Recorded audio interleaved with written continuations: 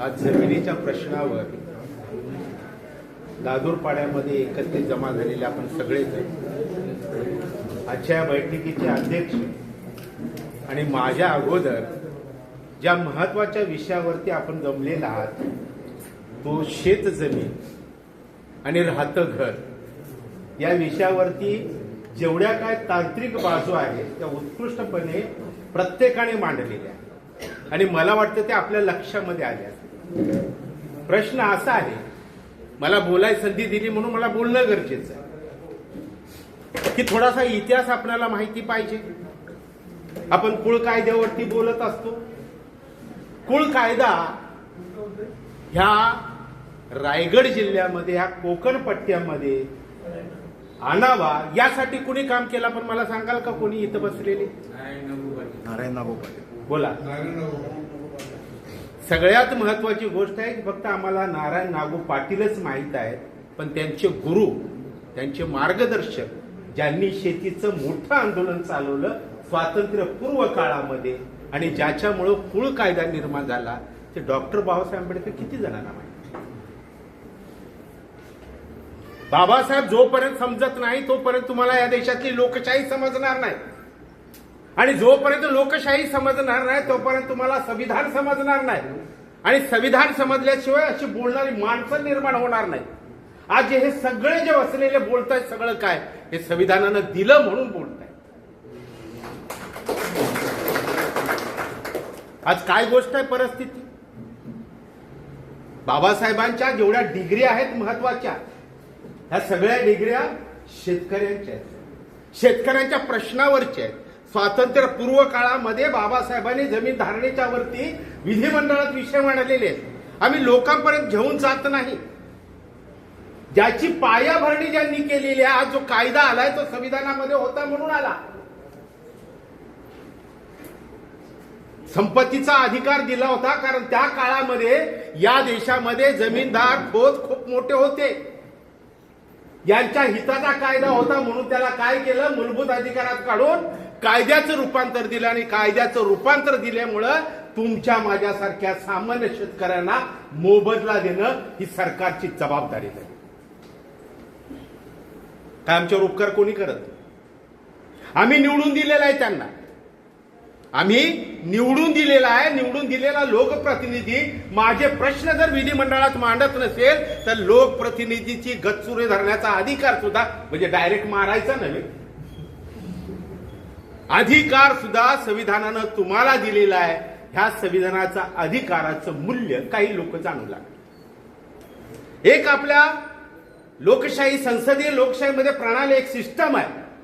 या सिस्टम मध्ये सरकार ज्यांना आम्ही निवडून दिलेलं जातं देतं त्यांचे मंत्रिमंडळ बनतं. त्याच्यात बरंच मी काही खोलात जाणार नाही.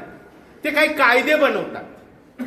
आता कायदे बनवताना जे डोकं लागतं ते आजकाल कुठल्या नेत्यामध्ये नाही. आजकालच्या सगळ्या नेत्यांचं डोकं मी टाकलेली संपत्ती 1 रुपया टाकली असेल तर मला 10 रुपये कसे वाटते. आज हिताची चर्चा संपूर्ण चाललेली आहे. तुम्ही एक गोष्ट लक्षात ठेवा, ज्या क्षणाला एखाद्या ग्रामीण भागामध्ये दुबे, पांडे, चौबे, अगरवाल आणि चुकून वाकून एकदा पाटील वाईट वाटून अचानक येऊ लागले आणि जमीन खरेदी करू लागले की समजून जावा सरकारनं या ठिकाणी येणाऱ्या 10 वर्षानंतर मोठा प्लॅन तयार केलेला आहे. आजचं सरकार ह्या आमच्या महाराष्ट्राचं सरकार फक्त बिल्डरांचं सरकार आहे, फक्त कॉन्ट्रॅक्टरचं सरकार आहे. रस्ते मोठमोठे बनवू लागलेत, रस्त्याच्या भोवतीनं इमारती उभा राहू लागल्यात. मी 4 वर्षापूर्वी या रोडला इथे येत असताना डावीकडे उजवीकडे भयान एरिया होता. आज उत्तुंग इमारती उभा राहू लागल्या. कारण काय? पैसा आम्हाला मिळणार आहे पण पैशाच्या बरोबर आहे की ना ज्या खऱ्या गरजा आहेत त्या आमच्या हिरावून घेतल्या जातात. आज सरकारी शाळा बंद पडत चाललेल्या आहेत. मुळातच मुलं जर शिकली नाही तर मगाशी म्हटल्याप्रमाणे सीए, इंजिनियर, डॉक्टर कसे होणार आमची गरिबाची मुलं? ज्यांच्याकडे करोडीची संपत्ती येणार आहे त्यांचीच मुलं शिकणार आहेत येणाऱ्या भविष्यात. याचा अर्थ असा नव्हे की या देशामध्ये सगळ्यांनीच करोडपती बनायला पाहिजे. सरकारने पॉलिसी ठरवायला पाहिजे की माझं देणं आहे या देशातल्या नागरिकांचं कल्याण करणं. आणि जर ते कल्याण करत नसतील तर त्या संदर्भामध्ये आम्हाला ते काय अधिकार दिलेले. रात्री माझं आणि माझ्या प्रकाश बरोबर बोलणं चाललं होतं. मी सर्वात जास्त आहे की नाही दोष देत होतो की सरकारी प्रशासकीय कर्मचारी जे असतात त्यांच्यावर त्यांची सगळ्यात मोठी जबाबदारी आहे. मी उदाहरण दिलं त्यांना की बाबा 70-80च्या दशकामध्ये निवडणुकीच्या बाबतीमध्ये मतदारांची ओळख पटवण्यासाठी घरात आहेत की नाही सरकारी कर्मचारी येत होता. तुमच्याही घरी आला असेल. तो याच्या घरामध्ये आहेत की नाही. सुरुवातीला म्हणजे 21 वर्ष होती. तुमच्या घरात या वयाची किती माणसात नोंद केली जात होती. आज सरकारी कर्मचारी कोणतीही जर गोष्ट असेल तर तो काय म्हणतो, माझ्या कार्यालयामध्ये. सगळ्यात मोठी लोकशाहीची विटंबना आहे ही. सगळ्यात मोठी विटंबना आहे. आम्हाला कलेक्टरकडे जावं लागतं की बाबा हा कायदा आलेला आहे, त्या कायद्याच्या संदर्भात तुम्ही आमच्यावर डोक्यावरती 22.5% लादलेला आहे, पण मुळातच 13चा कायदा लागू झाला सांगायची जबाबदारी कुणाची आहे. त्यांची आहे. ते जबाबदारी पाळत नाहीत. यासाठी लोकशाहीमध्ये तुम्हाला अधिकार दिलेला आहे. त्या अधिकाराचा तुम्हाला कसल्याही परिस्थितीमध्ये आहे की नाही वापर हा करायलाच पाहिजे. शेवटचा पर्याय आहे कोणता, न्यायालयाचा. आज मी या ठिकाणी पहिल्यांदा आलो होतो. तुमची 12 गावाची मिटिंगला आलो होतो. या ठिकाणी आलो, बसलो होतो. 12 गावाच्या मिटिंगच्या अगोदर आम्ही कुठं गेला किरण, नरेश परदेशी नावाचे सर्वसाधारण व्यक्ती आहे, रिक्षा चालवतात. आणि त्याच्या माध्यमातून आम्ही 13च्या वरती आहे ना कामाला सुरुवात केली. 10-15 मिटिंग घेतल्या. एवढे सगळे पेपर मागवले. लोकांचा रिस्पॉन्सच. लोकांची मानसिकता नेतृत्वानं, आमच्या नेतृत्वानं आम्ही म्हणतो परत धर्मात जातीत गुंतवून आमच्या हिताचे सगळे आहेत की मार्ग कुंठित केलेले आहेत त्या लोकांनी. आणि आम्ही त्यांच्या पाठीमागं प्रत्येक वक्त्याचं म्हणणं आज या ठिकाणी पडलेलं आहे की आम्ही निवडून दिलेले लोकप्रतिनिधी विधिमंडळात आमच्या प्रश्नावर बोलत. कधी विचारलंय त्यांना जाऊन तुम्ही? कारण मी या टेक्निकली बाजूवर बोलणार नाही, ठरवलं होतं मी. कारण हे सगळी तज्ज्ञ माणसं आहेत. पाटलांचं मी गेल्या वेळेस भाषण ऐकलेलं. मी त्यांना बोललो की तुम्ही अतिशय सुंदर अभ्यास केलेला, प्रशासकीय पातळीवरती काम करण्याचा आहे की नाही त्याने एक दाखला दिलेला. पण तो एक माणूस करणं आणि त्या माणसाच्या पाठीमागे लाखोंनी उभा राहणं याच्यातला फरक आपण समजून घ्यायला पाहिजे. मोहितेंना सातत्याने मी हेच बोलत आलोय की आपण एका गावामध्ये मिटिंग घेण्यापेक्षा आहे की आपल्याला गावागावात लोकांमध्ये जाऊन जागृती करावी लागेल. आणि त्या जागृतीमध्ये सध्याच्या असलेल्या नेतृत्वावर टीका करण्याची वेळ आली तर ते सत्य म्हणून मांडायला तुमच्यामध्ये हिंमत यायला पाहिजे. आम्ही घाबरतो, आम्ही सत्य मांडण्याला घाबरतो. मात्र नावं घेतो, शिवाजी महाराजांचं नाव घेतो, बाबासाहेबांचं नाव घेतो, गांधीजीचं, सगळ्यांची नावं घेतो. परंतु त्यांनी जी सत्य मांडण्याची हिंमत दिलेली आहे ना ती सत्य मांडण्यामध्ये आम्ही नेहमी मागे पडतो. आज या ठिकाणी अनेक लोक काम करतात. सहजगत्या मोहिते मला म्हटले की असा असा जमिनीचा प्रश्न आहे, या जमिनीच्या प्रश्नावर आपल्याला एखादा चांगला वकील पाहिजे. मी म्हटलं माझा हल्ली वकिलावर विश्वास नाही. स्पष्टपणे बोलतो. कारण मी जिथं जिथं जातो त्या ठिकाणी आहेत की नाही 100% आहेत की नाही वकील व्यावसायिक झाले. त्यांच्या व्यवसायाला माझं दुमत नाही. परंतु व्यवसाय करत असताना राम जेठमलानी सारखा व्यवसाय करा. राम जेठमलाची विचारधारा कुठली का असेना पण त्याच्याकडे आरक्षणाचा मुद्दा घेऊन जर अनुसूचित जाती जमातीचा व्यक्ती जर गेला तो त्याच्यासाठीच न्यायाचा झगडा लढत होता. विचार बाजूला ठेवत होता, पैसा बाजूला ठेवत होता. अशा प्रकारचे वकील निर्माण व्हायला पाहिजे. आता आधुनिक उदाहरण दिलं. बाबासाहेबांचं उदाहरण कमी सारखी देत नाही. त्यांनी जे जे काय केलंय, कारण खोताईच्या संदर्भामध्ये ज्यांच्यावर खुनाचे आरोप आले त्यांची बाबासाहेबांनी फुकट केस लढली. आम्ही हे सांगायला पाहिजे पाटील साहेब का नको सांग? बाबासाहेबांचं महत्व सांगण्यामध्ये आम्हाला लाज वाटते. आमचं सगळ्यात मोठं दुर्दैव आहे, सगळ्यात मोठं दुर्दैव. आज लोकशाहीच्या मार्गाने आहे की नाही आम्हाला काम करावं लागेल आणि लोकशाहीच्या मार्गामध्ये बनलेला कायदा प्रशासनाने लोकांपर्यंत घेऊन जायला पाहिजे. आणि ज्या वेळेस शासन प्रशासन ज्या क्षणाला आमच्यावरती अन्याय करते हे आम्हाला जाणीव होती त्यावेळेस न्याय मागण्यासाठी आम्ही कुठं जातो? न्यायालयामध्ये जातो. आज हे बाळंतपण झालं, हे बाळंतपण आम्ही केलं मग ते सुद्धा आम्हाला विसरले की काय मोठा प्रश्न निर्माण होतो. वाईट वाटून घेऊ. हे बाळंतपण केलं, आज पोरग झालं, तुम्हाला सगळ्यांना निकाल दिला जसा 40 मध्ये निकाल दिला तसा. परंतु एक गोष्ट जमेची झालेली आहे ती म्हणजे आहे की नाही मोहिते सारखा कार्यकर्ता हे पुढे घेऊन साठी तयार आहे. कार्यकर्त्यांची वानवा आमच्यामध्ये झाली. आज सगळा कार्यकर्ता आहेत की नाही मोठ्या प्रमाणामध्ये दलाल झालेले, राजकीय पक्षाचा दलाल झालेला आहे. आपल्याला सोडावं लागेल पाटील. आणि हा संघर्ष आहे की नाही खूप मोठा आहे. हा संघर्ष मोठा आहे आणि तो रायगडामध्ये आपण उभा करत आहोत. कारण रायगडामध्ये आहेत की नाही 2 क्रांतिकारक माणसांनी मोठा इतिहास घडवलेला आहे ज्यांची नावं गीतातून आलेली आहेत. एक शिवाजी महाराज आणि डॉक्टर बाबासाहेब आंबेडकर. अरे बाबासाहेबांना पाण्यासाठी संघर्ष करावा लागला. तेच बाबासाहेब शेतीवरती PhD मिळवतात, शेतीवरती प्रबंध लिहितात. त्यावेळेस ते म्हणत नाहीत की याच लोकांनी माझं पाणी तोडलं. त्याला तेवढं मोठं मन लागतं आणि ते मोठं मन घेऊन आहे की नाही माझ्यासारखा कार्यकर्ता. मला थोडेफार लोक ओळखतात, जास्त नाही ओळखतात कारण मी प्रसिद्धीमध्ये नसतो. पण जे ओळखतात त्यांना सगळ्यांना माहिती आहे त्यात काय असावा, प्रामाणिकपणा काय असावा, विषयाचा अभ्यास कसा असावा. मी अभ्यास करत असतो पण एवढे मोठे तज्ज्ञ असताना मला बोलणं योग्य वाटत नाही म्हणून मी बोलत नाही.